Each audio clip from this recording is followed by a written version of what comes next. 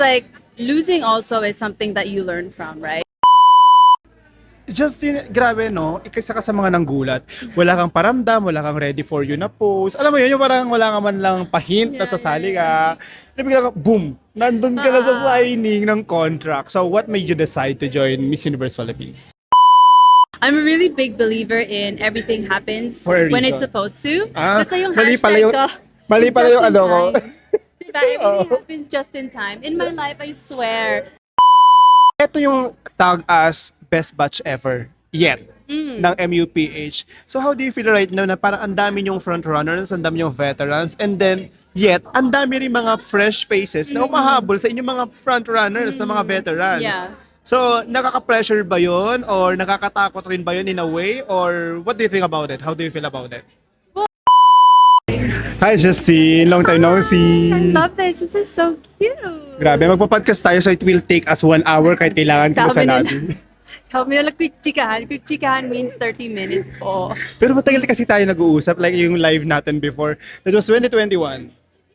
Yeah, Yeah, that was still 5 years ago. online, like Yes, pandemic, right? Pandemic time. Yeah. Justin, grabe no, isa ka sa mga nanggulat. Wala kang paramdam, wala kang ready for you na post. Alam mo yun, yung parang wala ka man lang pa-hint na sasali ka. Bigla ka, boom! Nandun ka na sa signing ng contract. So what made you decide to join Miss Universe Philippines? You know, everyone is asking, like, how did you keep it so quiet? What was your strategy behind it? Wala talaga akong strategy. It was always in the back of my mind. I wanted to join one more time. And if it was any pageant, it would definitely be Miss Universe Philippines because it's Miss Universe. Correct. There's no explanation na talaga. But the thing is, I was waiting for like the right timing or parang signs or anything that would really push me to go further. And because I've been a business owner now for the last 2 years, parang that was my priority. And also with Century Tuna, diba? So when the opportunity came up to me last minute, parang that day, everything was canceling on me, the plans for me to end up in that meeting with Manila. So parang sabi ko, oh my God, am I supposed to go and say yes? And then I called my brother in London. Sabi ko, Kuya, am I gonna do this? Kasi he's the one who pushed me to join the other pageants. Like super supportive siya. Sabi niya, I knew it, I knew you have one more fight in you. And I feel like if this is your last one, just go for it. Just have fun, you have the experience. And it's your dream to join Miss Universe Philippines. So why not if this opportunity opened up for you? So I kind of took that as an answer to just say yes. Because when will I ever get this opportunity again, you know? Correct. And a lot of things that I wished and asked for if joining again happened. Like support from the city that I'm representing, which I'm very, very grateful for. So that's also one of the biggest attributes as to why I said yes. Grabe, actually tatanungin ko pa lang sana kung ano yung mga signs. Nasagot na niya. So ano bang tatanungin ko? Ganyan katalino tong taong to eh. In fact, I've known you for 5 years. You know, I was about to ask, what were those signs? And nasabi na niya. So anyway, The signs. Justine, grabe, inabangan ng mga tao yung laban mo sa international nung Miss Tourism, di ba? Parang people think that you should be the winner. I mean, hindi lang naman ang mga Pilipinos. But you ended up as first runner-up. Then, thereafter, you joined Century Tuna. You're the grand winner. Yeah, I know. Di ba? Parang, with those experiences, parang feeling mo ba, ang Miss Universe Philippines experience ang lacking of all those? Well, I think that, like, of course, there's things that I would want happen, right? Like, if I could change anything, of course, who doesn't want to win their international pageant? But if I did win that, maybe I wouldn't end up in Century and then I wouldn't end up in Miss Universe Philippines. So I'm a really big believer in everything happens For a when it's reason. supposed to. Ah, That's why yung mali pala hashtag yung- ko. mali is pala just yung in ano ko. time. Diba? Everything happens just in time. In my life, I swear, na parang I have to experience mga losses, mga setbacks, or maybe I need to learn a lesson before I actually get to what I want. Correct. So maybe, Miss Universe Philippines is not just any pageant. It's the pageant to like, you have to be the most confident, the most experienced in your own way. And maybe it took that long for me to build up so that I can actually be here. Right? Correct. Because now I'm more, aside from being older, I'm also more experienced and like what they say, veteran, right? So I'm taking all of the experience that I have with me and continuing to work with my advocacy and just meeting people along the way, I think matured me to be here. kumbaga, those experiences have honed you to be prepared to whatever journey you have right now, especially here in Miss Universe Philippines. Kumbaga, those learnings were earned by experience, not just Yes. di ba? Not just an instant na, oh, okay, I learned this, di ba? Parang Oo. it took you years to learn those Yeah, things. because it's really hard. Like every pageant I've ever joined, it's taught me something different.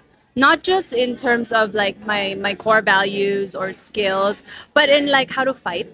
You know, because like losing also is something that you learn from, right? Correct. Because like some people who lose, they don't want to join again because they're defeated. But you take something from that and you either make it an experience for you or you let it defeat you, right? So for me, I wanted to take my time. I wanted to think, why didn't it happen? What did I need from learn from this? And then when the time comes and I want to join again, then at least I know that I am ready.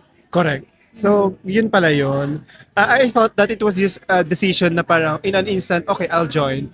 It took you years rin pala. Kumbaga nag-contemplate ka rin pala Yeah, for a because people are while. asking like, when are you gonna join Miss U or are you gonna join Miss Universe Ah, Philippines?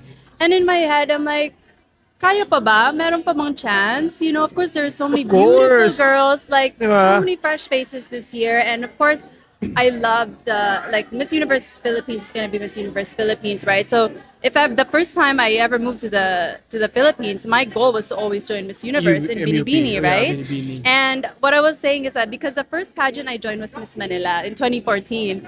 And it's funny that like the last pageant I'm gonna join is gonna be Miss Manila again after 12 years. So Correct. super full circle moment. So that was also another sign na parang, wow, first pageant I joined ever. Like, and Mama J was the one who trained me. Aces. Yeah, I Aces. Mama remember. J was the one who pushed me to do it. And now I'm in this pageant again and he's also the CEO. So parang everything feels like it came back full circle. Kumbaga parang throwback. Oh, so Parang, like it's so many familiar faces here with organization, and it's really nice because the girls obviously like they're very beautiful, but they're also very kind. Like behind the scenes, we're just always talking about our experience. There's some people here who are from abroad, you know, so like it's easy to talk to them because they're from the States. You know, I grew up and studied in Canada also, so some similarities there. dumudugo na yung ilong ko. Grabe yung, grabe yung Englishan namin. Mag-Tagalog Di na ba? lang tayo kasi marunong na din ako finally. Hindi, joke lang. Well, ito yung tag as best batch ever yet ng MUPH. So how do you feel right now na parang ang dami yung front runners, ang dami yung veterans, and then yet, ang dami rin mga fresh faces na umahabol sa inyong mga front runners na mga veterans. Yeah. So, nakaka-pressure ba yun? Or nakakatakot rin ba yun in a way? Or what do you think about it? How do you feel about it? Well, it's gonna be inevitable. I feel like with any type of competition, there's always gonna be fresh faces and veterans, you know. And if I really overthink about it, na parang, oh, am I gonna be the front runner that has to keep, you know, being on the top all the time? Like that will just stress me out so much more. So what I'm doing is, of course, like I love that new girls are joining because it's a new opportunity for them, and a lot of opportunities I have in my life is because of pageants. Correct. And I hope that these girls who are joining for the very first time get the same opportunity out of it, whether it to be more confident, whether to be a businesswoman, or just to join a pageant, or just to represent the Philippines, you know, and we can share the same stories. But in terms of like, is it a threat?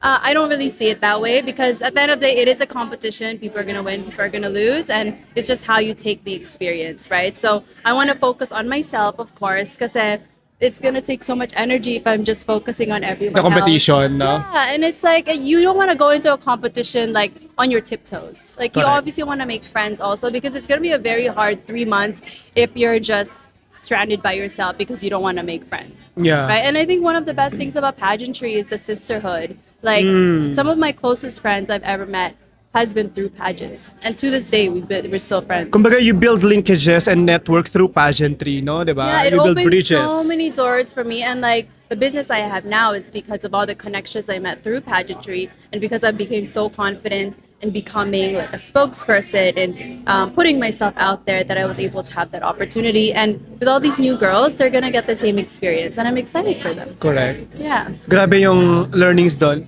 I-translate nyo na lang, guys. May Google Translate. Imagine nyo, ito yung ano natin. Ito yung video natin na less talk ako, less mistake ako. Paano ba mag-interview sa'yo? So, Ken, what have In the last 5 years, how have you grown?